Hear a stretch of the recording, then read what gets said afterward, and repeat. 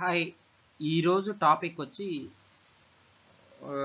ఒకతను వచ్చి కామెంట్లో టోటల్ వీసా స్టేటస్ గురించి, ట్యాక్స్ టైమ్స్ గురించి, ఎంప్లాయ్మెంట్ టైప్స్ గురించి, at the same time A visa వాళ్ళు ఏ ట్యాక్స్ టైమ్స్ కింద వర్క్ చేయొచ్చు, కన్ఫ్యూజన్గా ఉంది. సో కొంచెం ఎక్స్ప్లెయిన్ చేయి బ్రో అని చెప్పాడు. దానికి ఈ టాపిక్ కంప్లీట్గా నేను ఎక్స్ప్లెయిన్ చేస్తున్నాను టోటల్గా. మళ్ళీ ఒకసారి చూడండి. ఇక్కడ ఫస్ట్ వీసా స్టేటసెస్ గురించి ఆల్రెడీ ప్రీవియస్ వీడియోలో కూడా ఎక్స్ప్లెయిన్ చేశాను కంప్లీట్గా. సో టుడే ఈ టాపిక్లో కూడా చూడండి కంప్లీట్గా ఫస్ట్ వీసా స్టేటస్ నుంచి నేను ఎక్స్ప్లెయిన్ చేస్తాను. కంప్లీట్గా అర్థమవుతుంది అనుకుంటున్నాను. సో ఇక్కడ వీసా స్టేటస్లో మనకి ఏ వీసాలు యుఎస్లో ఉంటాయి అంటే ఎగ్జాక్ట్గా ఏ వీసా నుంచి వెళ్తారు, ఏ వీసాస్ అక్కడ ఉంటాయి అనేది ఎక్స్ప్లెయిన్ చేస్తున్నాను. ఇక్కడ F1 వీసా అంటే మాస్టర్స్ చేయడానికి యుఎస్కి వెళ్తారండి. ఎప్పుడైనా ఇక మాస్టర్స్ చేయడానికి అక్కడికి ఒకవేళ స్టార్టింగ్ ఏ వీసాతో వెళ్తారంటే F1 వీసా. అది జాబ్ చేసుకోవడానికైతే not applicable, only studies MS చేయడానికి మాత్రమే F1 వీసా యూజ్ అవుతుంది. దాని తర్వాత మీరు ఇంటర్న్షిప్గా వర్క్ చేసుకోవడానికి దాని తర్వాత నెక్స్ట్ సిపిటికి అప్లై చేసుకుంటారు. సిపిటి అప్లై చేసిన తర్వాత అంటే అక్కడ వాళ్ళు ఆ సిపిటి వీసా మీరు ఇంటర్న్షిప్ అంటే వర్క్ చేసుకోవడానికి ఇంటర్న్షిప్ మీద ఈ సిపిటి యూజ్ అవుతుంది. సిపిటి కరికులం ప్రాక్టికల్ ట్రైనింగ్ అంటారు. F1 తర్వాత సిపిటి తర్వాత మీరు వర్క్ చేసుకోవడానికి యుఎస్లో ఓపీటీకి అప్లై చేసుకుంటారు.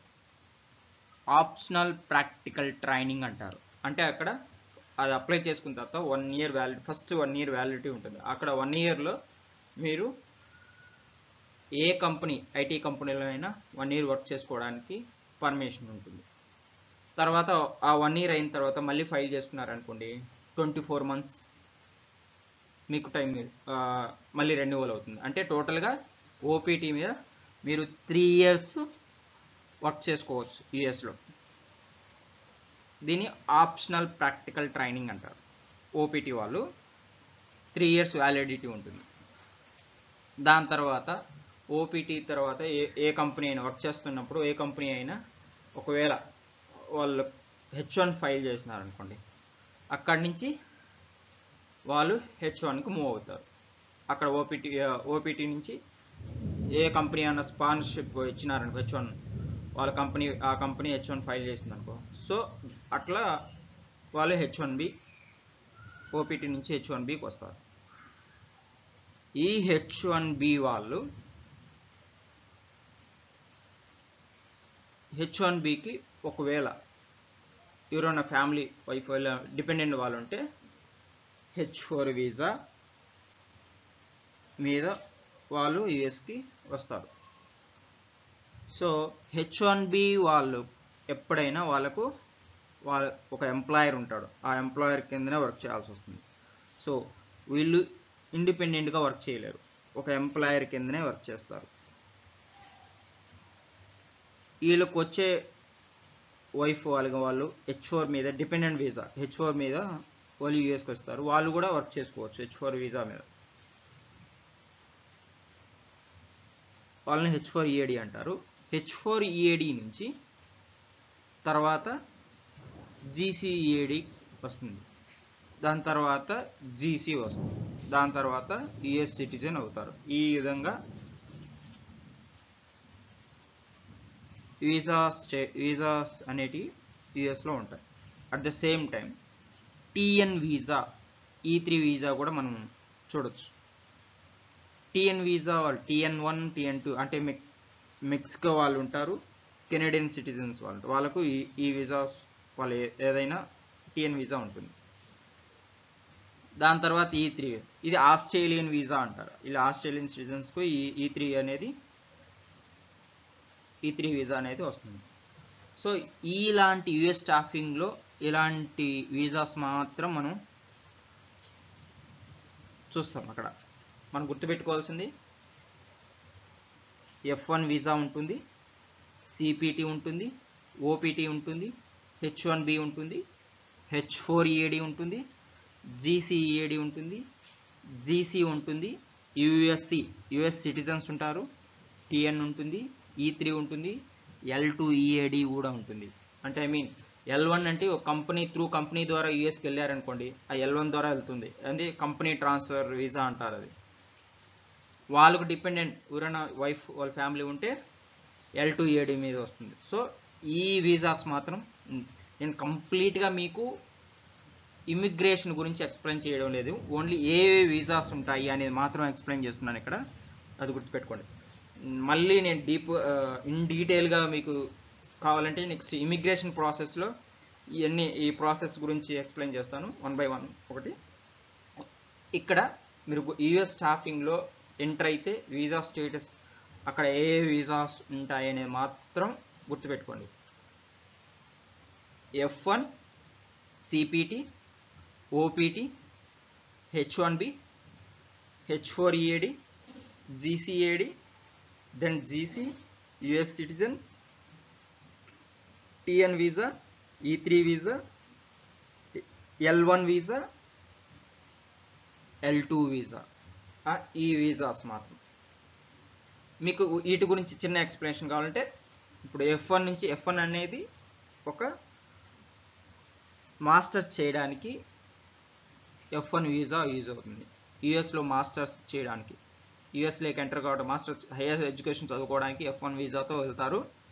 దాని తర్వాత మీరు వర్క్ చేసుకోవాలంటే, చదువుతూ వర్క్ చేసుకోవాలంటే CPT ఇంటర్న్షిప్ చేసుకోవాలంటే ఆ CPT యూజ్ అవుతుంది, కరికులం ప్రాక్టికల్ ట్రైనింగ్.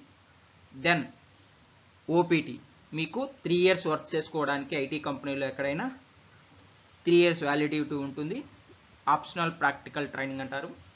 దాని తర్వాత మీరు డైరెక్ట్ ఏ కంపెనీ అయినా మీకు స్పాన్సర్షిప్ ఎంప్లాయర్ అయినా ఇచ్చినారనుకోండి, H1కు మూవ్ అవుతారు. H1Bకి డిపెండెంట్స్ ఉంటే H4EAD మీద వెళ్తారు. ఇక్కడ H1B మీరు గుర్తుపెట్టుకోవాల్సింది, వాళ్ళకు ఖచ్చితంగా ఒక ఎంప్లాయర్ ఉంటాడు, ఒక ఎంప్లాయర్ కిందనే వర్క్ చేయాల్సి వస్తుంది. వాళ్ళకు రేట్ కానీ ఎవ్రీథింగ్ కానీ ఎంప్లాయరే డిసైడ్ చేస్తాడు. So H1B dependent visa, not independent visa. దాని తర్వాత మాకు H1B తర్వాత GCEAD ఫైల్ చేస్తారు, వాళ్ళు కూడా GCEAD. దాని తర్వాత మనకు GC వస్తుంది, GC నుంచి US సిటిజన్ అవుతారు. ఇది హోల్ ప్రాసెస్. మీకు గుర్తుపెట్టుకోవాల్సిన ఏ వీసాస్ ఉన్నాయి అక్కడ యుఎస్ స్టాఫింగ్ ప్రాసెస్లో మీకు ఇన్ డీటెయిల్గా. ఇమిగ్రేషన్ ఇప్పుడు అవసరం లేదు, తర్వాత నెక్స్ట్ ఇమిగ్రేషన్ గురించి కంప్లీట్గా ఏ వీసాస్ నుంచి ఏ వీసాకు ఎలా ఫైల్ చేయాలి, ఏంటి ఎలా వస్తుంది అనేది కంప్లీట్గా నేను తర్వాత వీడియోస్లో ఎక్స్ప్లెయిన్ చేస్తాను. ప్రజెంట్ అయితే ఈ ప్రాసెస్లో మీకు ఈ వీసాస్ అనేటివి గుర్తుపెట్టుకోండి, ఏ వీసాస్ ఉంటాయి అనేది. దెన్ ఎంప్లాయ్మెంట్ టైప్స్ అంటే ఇక్కడ ఏ ఎంప్లాయ్మెంట్ టైప్స్ ఉంటాయి అంటే, మనకి యుఎస్లో కాంట్రాక్ట్ ఫుల్ టైమే ఎక్కువ, మోస్ట్లీ కాంట్రాక్ట్ పొజిషన్స్ చూస్తాం. తర్వాత 100% ఇండియాలో ప్రిఫర్ చేసి ఫుల్ టైమే చూస్తాం, కాంట్రాక్ట్ అయితే ప్రిఫర్ చేయరు ఇండియాలో. కానీ ఇక్కడ యుఎస్లో మోస్ట్లీ కాంట్రాక్ట్ పొజిషన్స్ ప్రిఫర్ చేస్తారు.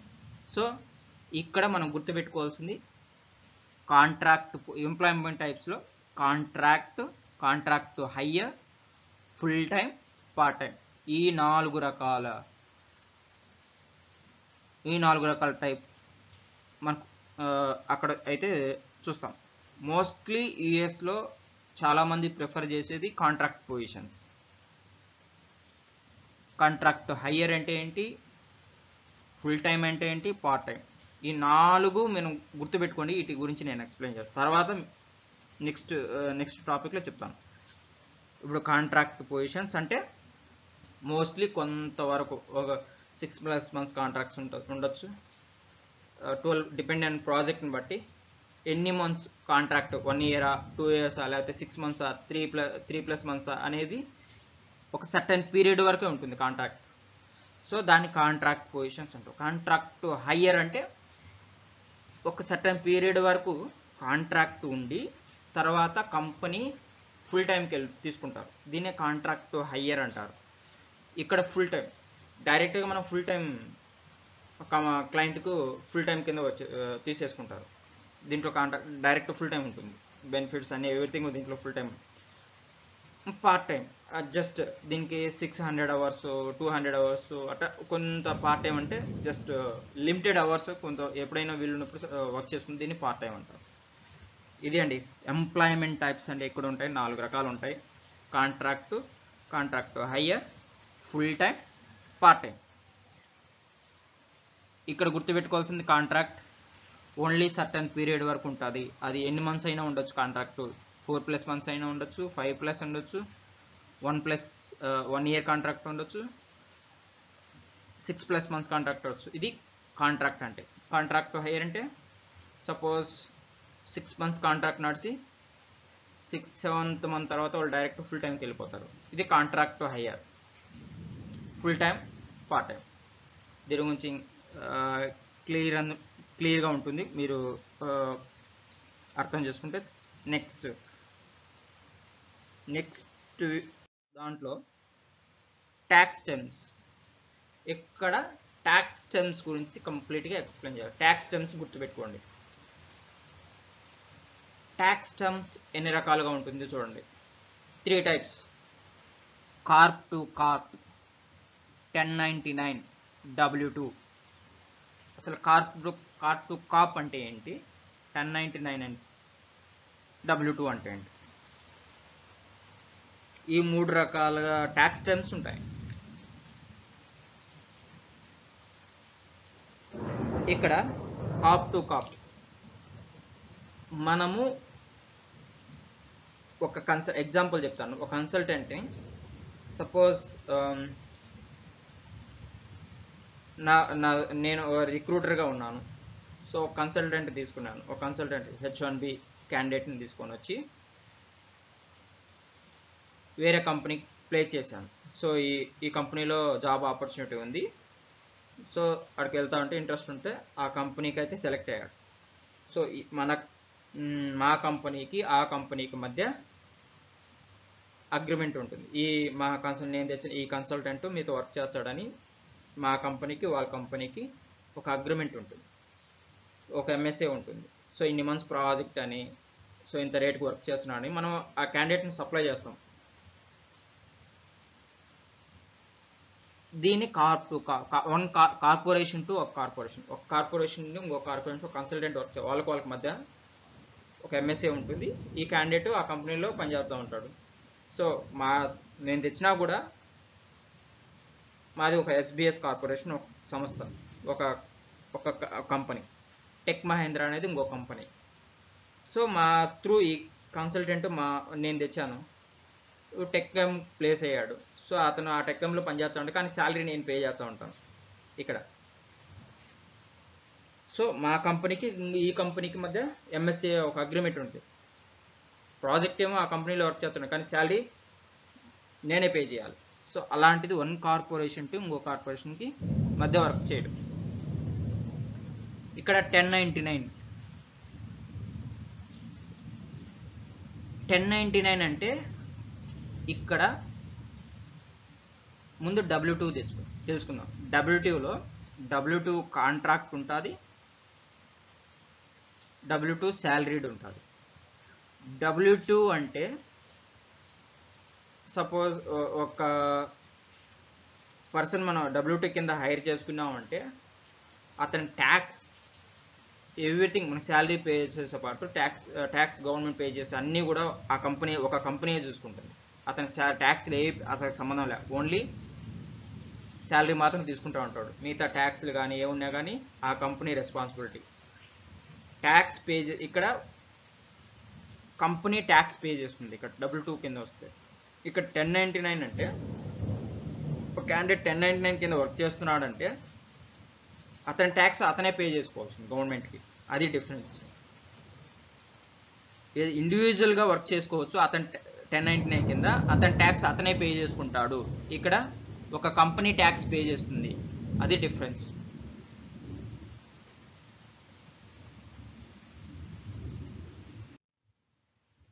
ఇక్కడ చూడండి, ఏ ట్యాక్స్ టర్మ్స్ ఏ వీసా వాళ్ళు ఏ ట్యాక్స్ టర్మ్స్ కింద వర్క్ చేయొచ్చు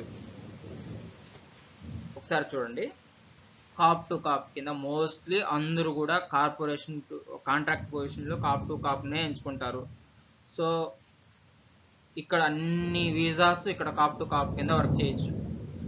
ఇక్కడ మనం చూసి CPT, ఓపిటి, H1B, H4EAD, USC citizens, green card holders, E3, TN visa, L2 visa అన్నీ కూడా కాప్ టు కాప్ కింద వర్క్ చేయొచ్చు.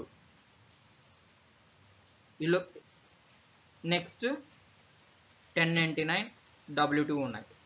1099 W2 కింద మీరు మోస్ట్లీ జీసీ సిటిజన్స్ అనుకో. జీసీ అయితే జీసీ సిటిజన్స్ ఇండిపెండెంట్గా వర్క్ చేయొచ్చు. 1099 అంటారు దీన్ని. ఇండిపెండెంట్గా వర్క్, జీసీ సిటిజన్స్ను ఇండిపెండెంట్గా వర్క్ చేయొచ్చు.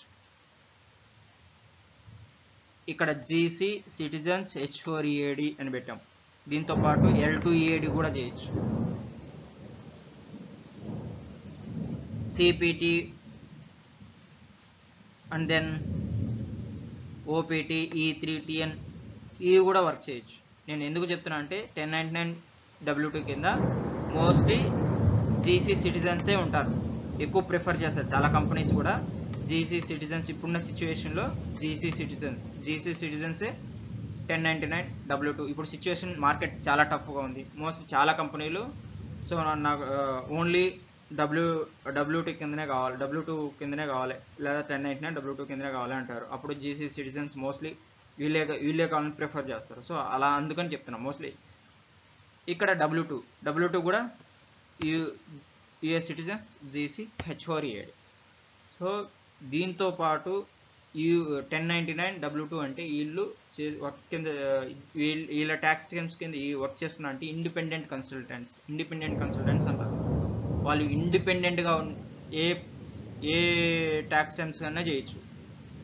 గ్రీన్ కార్డ్ హోల్డర్స్, సిటిజన్స్ వాళ్ళు జీసీ 1099 చేయొచ్చు, W2 చేయొచ్చు, కాప్ టు కాప్ చేయొచ్చు. వాళ్ళకి మోస్ట్ అప్లికబుల్. డిపెండెంట్ అక్కడ చేసే రిక్వైర్మెంట్ని బట్టి డిపెండెంట్ వాళ్ళ ఎంప్లాయర్ని, కొంతమంది ఎంప్లాయర్ ఉంటాడు, సో వాళ్ళు ఎంప్లాయర్ ద్వారా చేయాలనుకుంటే కాప్ టు కాప్కి వెళ్తారు, లేదా ఇండిపెండెంట్గా చేయాలనుకుంటే 1099 కింద కానీ W2 కానీ వర్క్ చేస్తారు. అది డిఫరెన్స్. జీసీస్ అయినా సిటిజన్స్ అయినా వాళ్ళు ఇండిపెండెంట్గా ఉన్నా కూడా ఇండిపెండెంట్గా వర్క్ చేయొచ్చు, లేదా ఎవరైనా ఎంప్లాయర్ కింద వర్క్ చేసుకొని అయినా కాప్ టు కాప్ కింద అయినా చేయొచ్చు. ఆ వెసులుబాటు ఉంటుంది.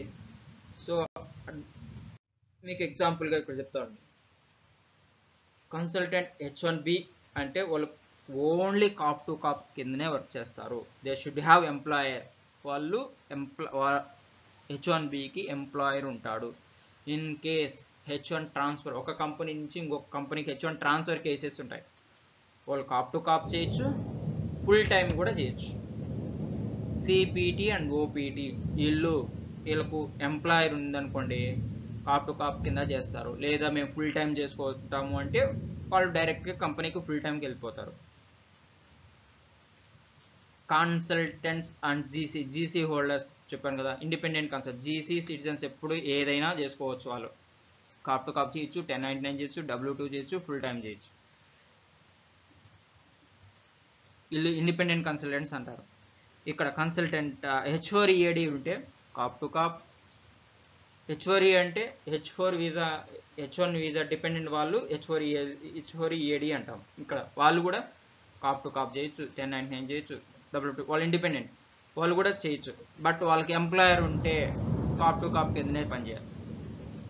లేదు ఎంప్లాయర్ అవసరం లేదంటే ఇండివిజువల్గా వర్క్ చేసుకోవచ్చు. GCEAD H1B తర్వాత మీరు GCEAD ఫైల్ చేస్తారు. వాళ్ళు కూడా C2C చేయొచ్చు, కాప్ టు కాప్ చేయొచ్చు, 1099 చేయొచ్చు, W2 చేయొచ్చు, ఫుల్ టైం చేయొచ్చు. ఇక్కడ TN వీసా అండ్ మెక్సికో కానీ కెనడియన్ సిటిజన్స్ కానీ TN వీసా వస్తుంది.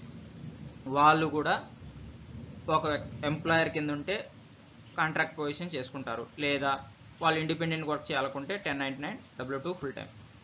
ఈ 3 వీసా ఆస్ట్రేలియన్ వీసాస్ అంటారు వీటిని. వాళ్ళకు ఎంప్లాయర్ ఉంటే contract positions and corp to corp కింద చేస్తారు, లేదా ఇండిపెండెంట్గా చేసుకోవాలంటే 1099 W2 ఫుల్ టైం.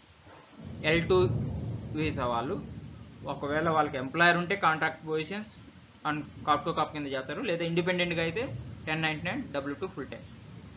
ఇలా కాప్ టు కాప్ అంటే ఒక ఎంప్లాయర్ కింద ఉంటారు కాబట్టి వాళ్ళంతా ఎంప్లాయరే చూసుకుంటాడు, ఒక కంపెనీ చూసుకుంది. 1099 అంటే వాళ్ళు ఇండివిజువల్గా ట్యాక్స్ పే, వాళ్ళు ఇండివిజువల్ వర్క్ చేసుకుంటారు, వాళ్ళ ట్యాక్స్ వాళ్ళే పే చేసుకుంటారు 1099. W2 అంటే ఆ కంపెనీ రెస్పాన్స్, ఎంప్లాయరే W2 కింద ఉండే వాళ్ళంటే ఆ ఎంప్లాయరు ఆ కంపెనీ ట్యాక్స్ పే చేసుకుంటారు. అది డిఫరెన్స్. ఇది అండి ఈ topic. I think one of కామెంట్స్లో సాయిరామ్ అయితే కామెంట్ చేశాడు, సో ఒకసారి క్లియర్గా ఎక్స్ప్లెయిన్ చేయరా అని. సో ఏ ట్యాక్స్ టర్మ్స్ ఏ కన్ఫ్యూజన్గా ఉంది, అసలు ఎంప్లాయ్మెంట్ టైప్స్ ఎన్ని ఉన్నాయి ఒకసారి ఎక్స్ప్లెయిన్ చేయాలి. సో ఇది కంప్లీట్గా మీరు మళ్ళీ ఒకసారి చెప్తున్నాను చూడండి. వీసా టైప్స్ ఏమున్నాయి, ఏ వీసాస్ ఉన్నాయి, ఎంప్లాయ్మెంట్ టైప్స్ ఏమున్నాయి, ఏ వీసా ఏ ట్యాక్స్ టర్మ్స్ కింద వర్క్ చేయొచ్చు, అదే మళ్ళీ ఒకసారి చూసుకోండి. నేను కంప్లీట్గా 1 by 1 ఈచ్ ప్రతి టాపిక్ కూడా ఇండివిజువల్గా కూడా చేస్తున్నాను. ఒకసారి క్లియర్గా మళ్ళీ ఒకసారి చూసుకోండి. ఇది టాపిక్. ఐ హోప్ అండర్స్టాండ్ చేసుకుంటారు అనుకుంటున్నాను. Thank you.